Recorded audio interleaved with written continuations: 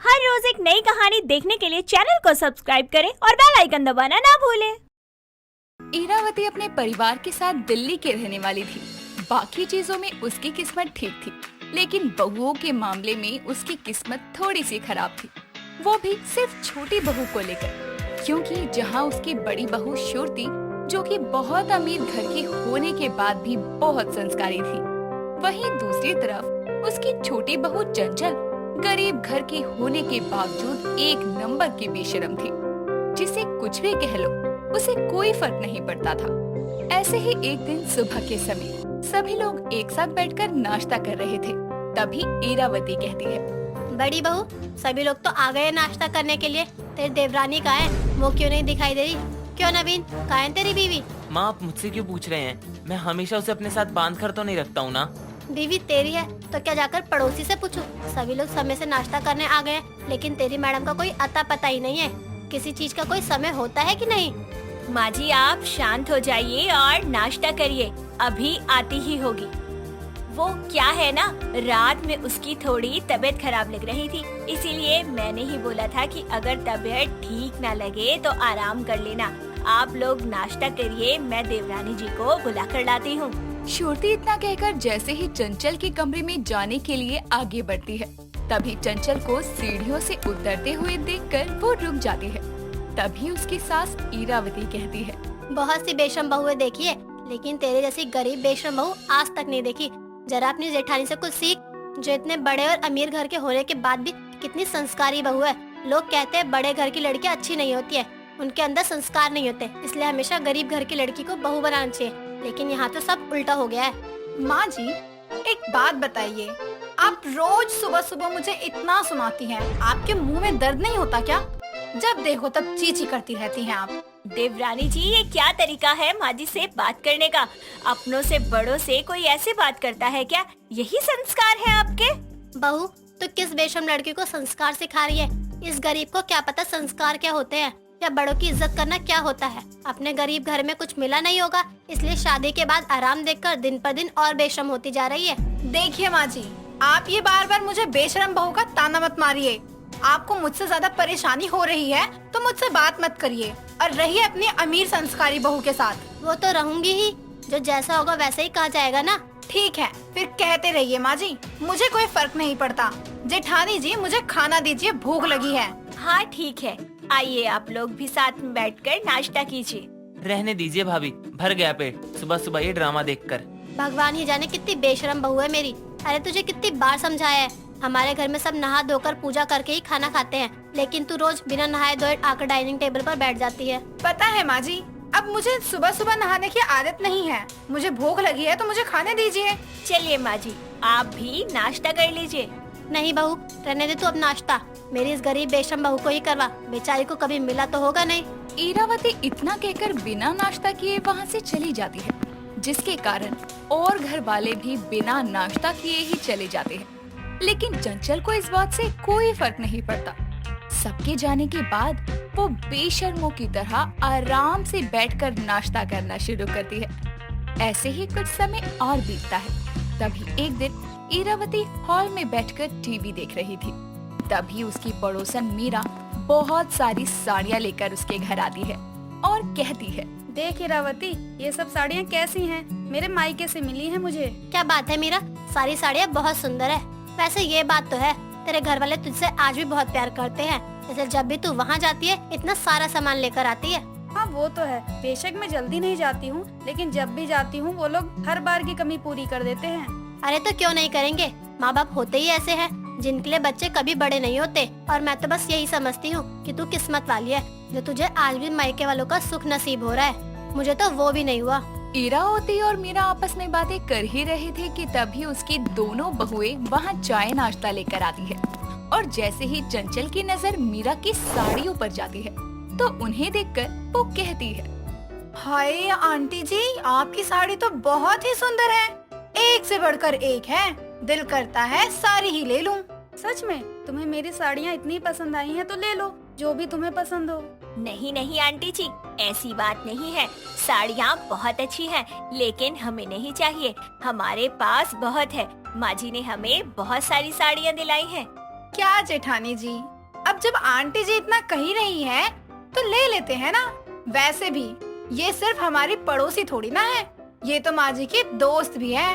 उसके नाते ही हम इनकी बहू हैं, तो हमें ले लेना चाहिए। वैसे भी मैं बहुत गरीब बहू हूँ इस घर की, मेरे पास कुछ भी नहीं है। हे भगवान, ये तो सच में तैयार हो गई मेरी साड़ियाँ लेने के लिए। कितनी गरीब बेशरम बहू है, मैंने तो ऐसे ही बोला था, लेकिन ये तो सच में तैयार हो गई।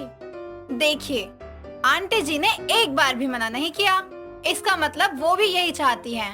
अब आपको नहीं लेना तो आप मत लीजिए जेठानी जी, आपके हिस्से की भी मैं ही ले लेती हूँ, क्योंकि सारी साड़ियाँ बहुत सुंदर हैं। दे दीजिए ना आंटी जी। चंचल के इस तरह से सबके सामने साड़ियों को लेकर बेशर्मी दिखाने पर इरावती को गुस्सा आता है, लेकिन वो पड़ोसन के सामने कुछ नहीं बोलती। थोड़ी देर बाद मीरा ना चाहते हुए भी चंचल को अपनी साड़ियों में से कुछ साड़ियाँ देकर वहाँ से चली जाती है, जिसके बाद इरावती उसे बहुत सुनाती है, लेकिन चंचल पर उसकी बात का भी कोई असर नहीं होता। ऐसे ही कुछ समय और बीतता है। तभी एक दिन शाम के समय सभी घर वाले तैयार होकर अपने रिश्तेदार के यहाँ पार्टी में जाते हैं, जहाँ पहुँचने के बाद चंचल शुरुती से कहती है, जेठानी जी कितनी बड़ी पार्टी है, और यहाँ तो सब कुछ एक साथ है। आज तो बहुत मजा आएगा पार्टी में। हाँ देवरानी जी, बड़े लोगों की पार्टी है और पार्टी में सब कुछ एक साथ ही मिलता है। लेकिन हाँ प्लीज, यहाँ कुछ ऐसा मत करना कि माँ जी को आपको सुनाने का मौका मिल जाए। छोटी बहू, मैं तुझे आखिरी बार समझा रही हूँ, आज तूने अपनी कोई गरीब बहू वाली बेशर्मी दिखाई तो मुझसे बुरा कोई नहीं होगा, और जब तक घर वाले खाना शुरू नहीं करे तब तक कुछ मत खाना। जी माँ जी, अब सुनाती ही रहोगी या पार्टी भी एंजॉय करने दोगी? कुछ समय बाद सभी घर वाले पार्टी में अपने रिश्तेदारों से मिलने में बिजी थे।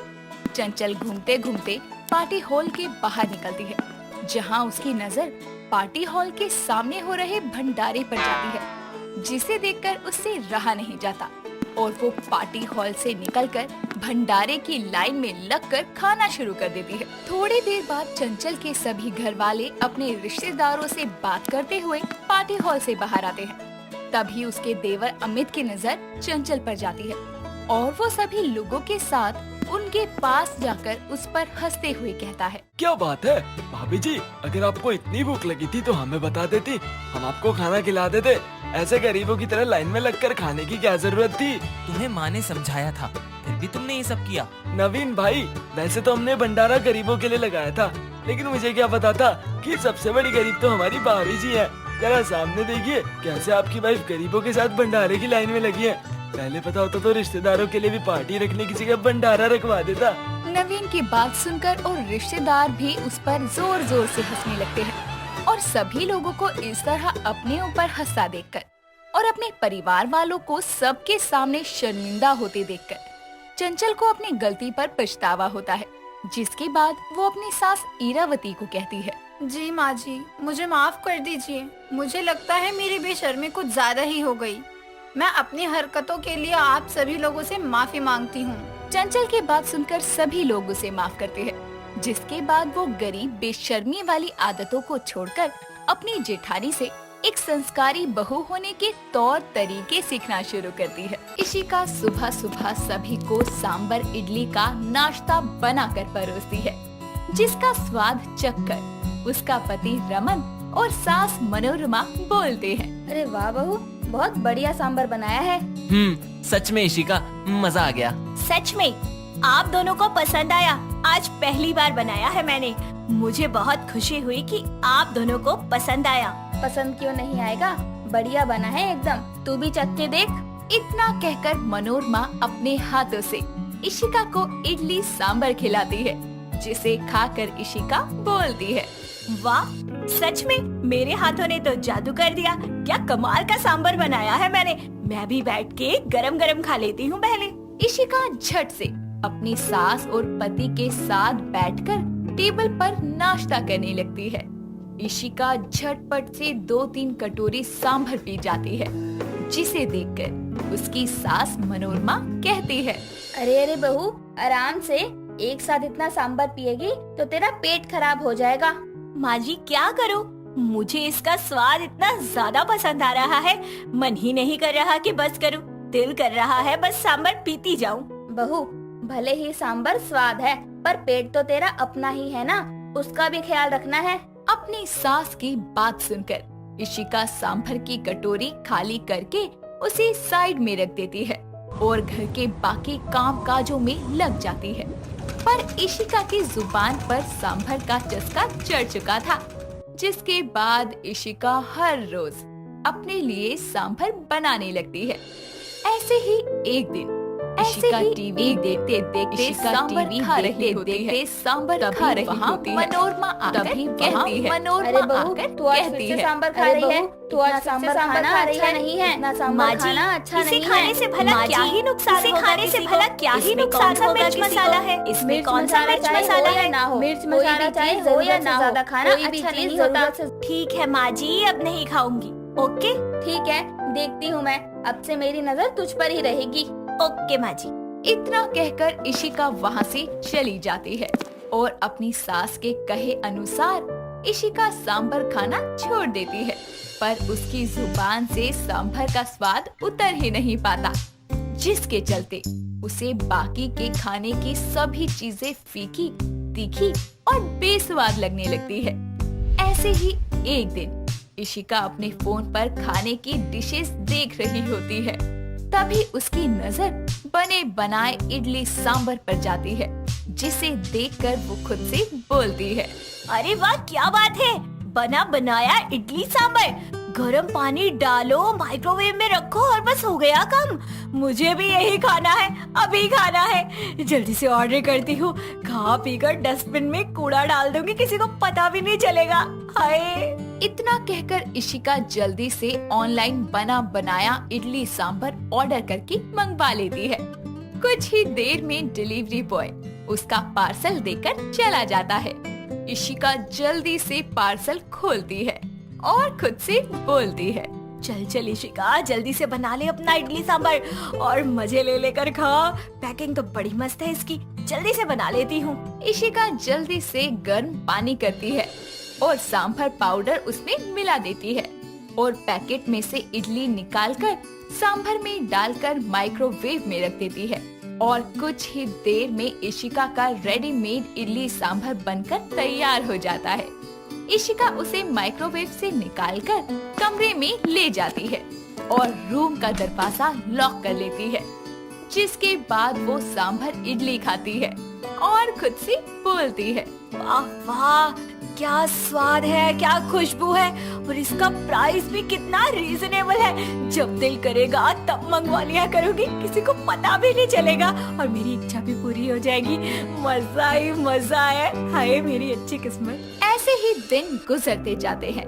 इशिका आए दिन रेडीमेड इडली सांभर मंगवा कर खाने लगती है। एक सुबह जब कूड़े वाला घर का कूड़ा लेने के लिए घर आता है, तभी मनोरमा उसे कूड़े की पन्नी देने के लिए जैसे ही डस्टबिन से पन्नी निकालने लगती है, तभी उसकी नजर डस्टबिन में पड़े खाली रेडीमेड सांभर के बॉक्स पर जाती है, जिसे देखकर वो गुस्से से तिल मिला जाती है और इशिका को आवाज लगाती है। इशिका मनोरमा की आवाज सुनकर जल्दी से उसके पास आकर बोलती है, क्या हुआ माँ जी, आप इतने गुस्से में क्यों हैं? किसी ने कुछ कहा? कूड़े वाले ने ज्यादा पैसे मांग लिए क्या? अरे कुछ तो बोलो, ऐसे बड़ी बड़ी आंखें करके क्यों देख रही है आप? बहू, ये कूड़े के डब्बे में क्या है देख। क्या मजाक है माँ जी, कूड़े के डब्बे में कूड़ा ही होगा, सोना थोड़ी निकलेगा, अंबानी थोड़ी ना हम। बकवास बनकर अपनी। इस कूड़े की पन्नी में इतने सारे सांभर के रेडीमेड पैकेट कहाँ से आए? तूने मंगवा कर खाए हैं ना? माँ जी, पहले कूड़े वाले को कूड़ा दे दो, फिर इस बात पर चर्चा करते हैं। इतना कहकर इशिका अपनी सास के हाथों से कूड़े की पन्नी ले लेती है और कूड़े वाले को दे देती है, जिसके बाद कूड़े वाला वहाँ से चला जाता है। और तभी मनोरमा बोलती है, बहू सच सच बता मुझे कि ये सब क्या चल रहा है, नहीं तो मुझसे बुरा कोई नहीं होगा। माँ जी, मैं क्या करूँ? आपने मुझे घर पर सांभर बनाने से मना कर दिया। मैंने बहुत कोशिश की कि मैं सांभर ना खाऊं, पर मैं क्या करूं? मेरी जुबान से उसका स्वाद उतर ही नहीं रहा है। जिसके बाद मुझे पता चला कि रेडीमेड भी सांभर मिलता है, तो मैंने छुपके से मंगवाकर खाना शुरू कर दिया। अरे बहू, तू पागल हो गई है क्या? सांभर का स्विमिंग पूल बनवाकर उसमें कूद जा। पी ले जितना सांबर पीना है। अरे क्या पता इतना रेडीमेड सांबर कैसे कैसे मसालों से बनता है, कब से पैक हुए होते हैं ये, कब के नहीं। पर तुझे तो बस खाने से मतलब है। माँ जी क्या करूँ, आप ही बता दो ना। आप मुझे सांबर बनाने नहीं दे रही हो, बाहर से लाने भी नहीं दे रही हो, और मेरा मन और मेरी भूख बिना सांबर खाए शांत नहीं हो रही है। करूँ तो क्या करूँ? बहू तू तो बच्चों की तरह जिद कर रही है। तो क्या करूँ माँ जी, बिना सांबर खाए मेरा पेट नहीं भरता। इतना कहकर इशिका उदास सा मुंह बनाकर अपने कमरे में चली जाती है और रोते हुए खुद से बोलती है, दुनिया भर की बहुएं अपनी सास से महंगी साड़ियाँ, गहने, कपड़े ये सब मांगती है, बहस करती है, और मैं तो बस खाने के लिए सांबर मांग रही हूँ। मेरी सास को वो भी गवारा नहीं है। ऐसे ही रोते रोते इशिका को शाम हो जाती है। अपनी बहू को इस तरह उदास और रोता देखकर मनोरमा को जरा भी अच्छा नहीं लगता, जिसके बाद वो रसोई में जाती है और अपने हाथों से इशिका के लिए सांबर और डोसा बनाती है और गरम गरम सांबर डोसा थाल में परोसकर इशिका के पास उसके कमरे में लाकर बोलती है, बहू देख मैं तेरे लिए क्या लेकर आई हूँ। मुझे नहीं खाना, ले जाओ जो भी लेकर आई हैं आप। इशिका एक बार देख तो सही, बड़े प्यार से बनाया है मैंने तेरे लिए, बस एक बार। मनोरमा की बात सुन जैसे ही इशिका थाली में रखा सांबर डोसा देखती है तो उसके उदास चेहरे पर एक बड़ी सी स्माइल आ जाती है और वो जल्दी से सांबर डोसा खाने लगती है और बोलती है, माँ जी आपको पता है मुझे कितनी भूख लग रही थी और कुछ भी खाने का मन नहीं कर रहा था, बस सांबर खाने का ही मन कर रहा था। थैंक यू माँ जी, आपने इतनी मेहनत करके मेरे लिए सांबर बनाया। बहू पर मैं रोज रोज नहीं बनाऊंगी, ना ही तू रोज रोज खाएगी। मतलब माँ जी ये खुशी बस पल दो पल की थी? नहीं बहू, ये खुशी हमेशा के लिए है, बस रोज रोज के लिए नहीं है। मैं कुछ समझी नहीं माँ जी। यही कि हफ्ते में एक दिन तू तीनों टाइम सांबर बनाकर खा सकती है, पर बाकी दिन तुझे दूसरा खाना खाना होगा ताकि तेरा स्वाद भी पूरा हो जाए और एक जैसा खाना खा कर तेरी सेहत भी खराब ना हो। वाओ, ये तो मस्त आइडिया है, मेरी साइड से ओके है। इतना कहकर इशिका मनोरमा के गले लग जाती है।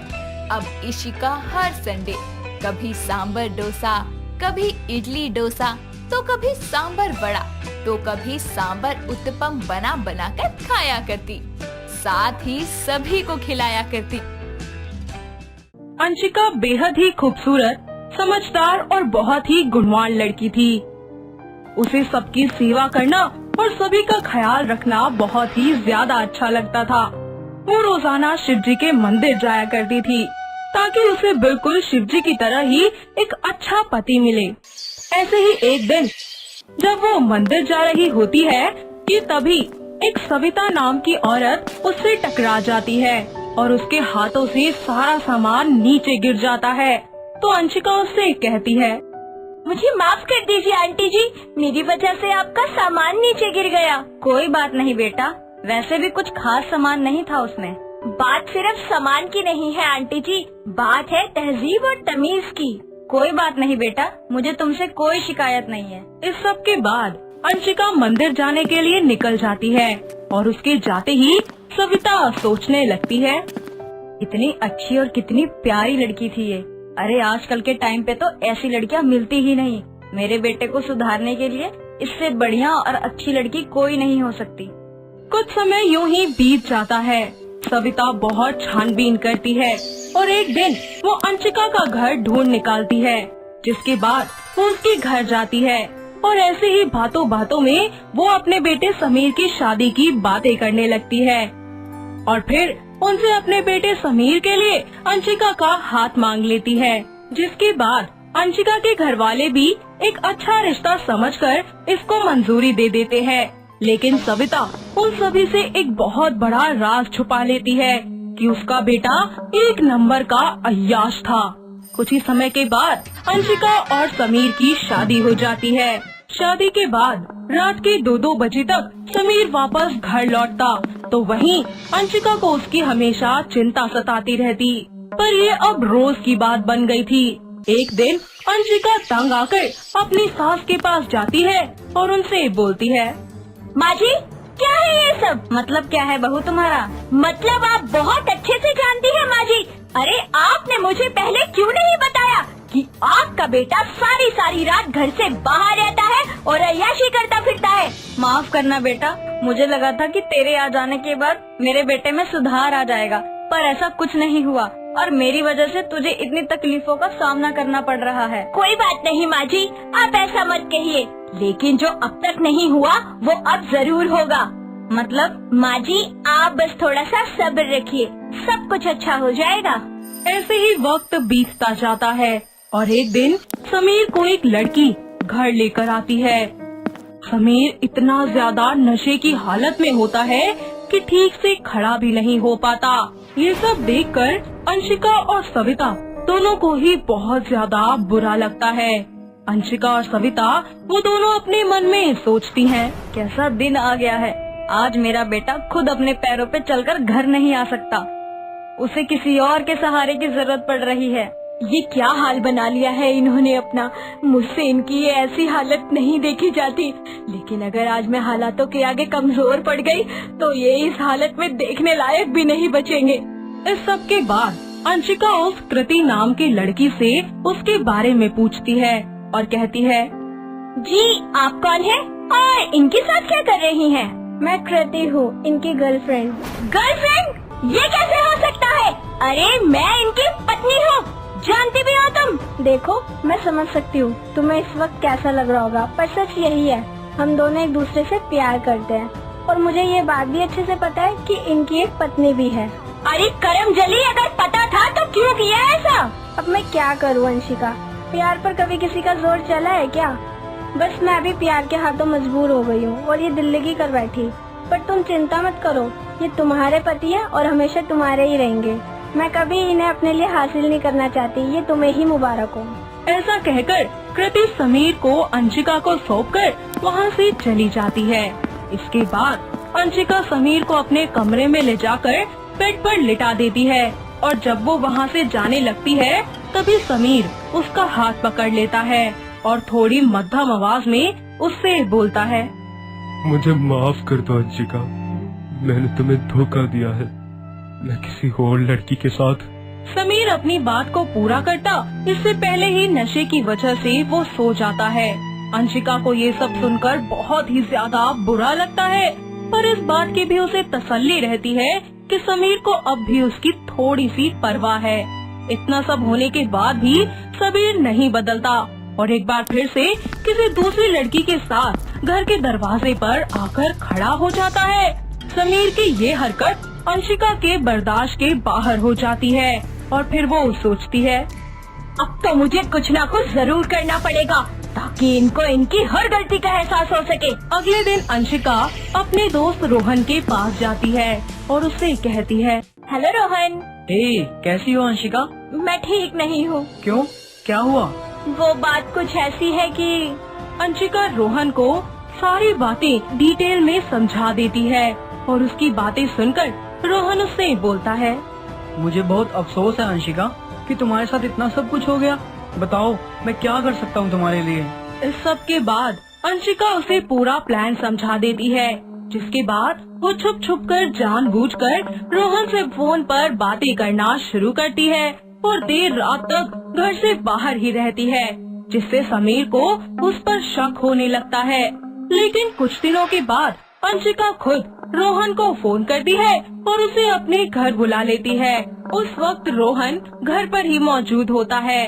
कुछ ही समय के बाद रोहन अंशिका के कहे अनुसार आ जाता है। रोहन को देखकर समीर उससे पूछता है, अरे भाई कहाँ घुसे आ रहे हो, क्या काम है? मैं यहाँ अपनी प्रेमिका से मिलने आया हूँ और उसे ले जाने आया हूँ। भाई देखो, लगता है तुम गलत घर में आ गए हो, यहाँ कोई प्रेमिका नहीं रहती तुम्हारी। नहीं समीर जी, आप गलत कह रहे हैं। मतलब ये कि जिस प्रेमिका की ये बात कर रहा है ना, वो मैं ही हूँ। ये क्या कह रही हो तुम? पर तुम तो मुझसे प्यार करती थी ना? हाँ करती थी आपसे प्यार, बहुत करती थी, लेकिन आपने कभी मेरे प्यार की कदर ही नहीं की, तो मैंने भी अपना दिल किसी और के साथ लगा लिया, ठीक वैसे ही जैसे आपने मेरे साथ किया था। ये सुनते ही समीर के पैरों तले जमीन खिसक जाती है और उसे कुछ समझ ही नहीं आता। साथ ही उसे अपने किए का एहसास होता है, जो कुछ भी उसने अंशिका के साथ अभी तक किया था। जिसके बाद वो उससे बोलता है, तुम मेरे साथ ऐसा नहीं कर सकती अंशिका, कह दो कि ये झूठ है, प्लीज अंशिका। आप कर सकते हैं ना, मैं नहीं, बोलिए। प्लीज मुझे माफ कर दो अंशिका, मैं वादा करता हूँ मैं कभी किसी लड़की की तरफ नजर उठाकर नहीं देखूंगा और न ही कभी अय्याशियाँ करूँगा। आप और ऐसा करेंगे? अरे मैं कभी मान ही नहीं सकती। अगर आपको शर्म होती ना तो पहली बार में ही ना सब कुछ छोड़ देते, लेकिन नहीं, आपने तो बेशर्मी की सारी हदें ही पार कर दी। अरे एक बार भी आपने प्यार से मेरी तरफ नहीं देखा। अरे मैं आपकी पत्नी हूँ, जो प्यार मुझे आपसे और आपको मुझसे मिलना चाहिए था, वही प्यार आप बाहर लोगों में तराशते रहे। सॉरी अंशिका, मुझे माफ कर दो। आज तुमने मेरी आंखें खोल दी है, मुझे बता दिया है कि मैं कितना गलत था और मैं दिल से तुम्हें अपनी पत्नी मानता हूँ और साथ ही अब मैं हमेशा के लिए एक पत्नी व्रता पति बनकर रहूंगा। क्या आप सच कह रहे हैं? हाँ, लेकिन तुम्हें इसे भूलना होगा और फिर मैं हमेशा के लिए तुम्हारा और तुम मेरी। मैंने तो आपके सिवा कभी किसी और को प्यार किया ही नहीं, तो भूलने की तो बात ही पैदा नहीं होती। इतना सब होने के बाद अंशिका समीर को सारी बातें अच्छे से समझाती है कि उसने आखिर ये सब कुछ कैसे और कब किया, और जब समीर को सारा सच पता चलता है तो उसे बहुत बुरा लगता है और उसे अपने किए पर पछतावा भी होता है। इसके बाद वो एक बार फिर से अंशिका से माफी मांगता है और अंशिका भी उसे बड़े ही प्यार से माफ कर देती है और फिर दोनों हमेशा के लिए हंसी खुशी अपनी जिंदगी बिताने लगते हैं। दोस्तों, अगर आपको ये कहानी पसंद आई तो इसे लाइक करें, शेयर करें और कमेंट करके बताएं कि कहानी में आपको सबसे अच्छा क्या लगा।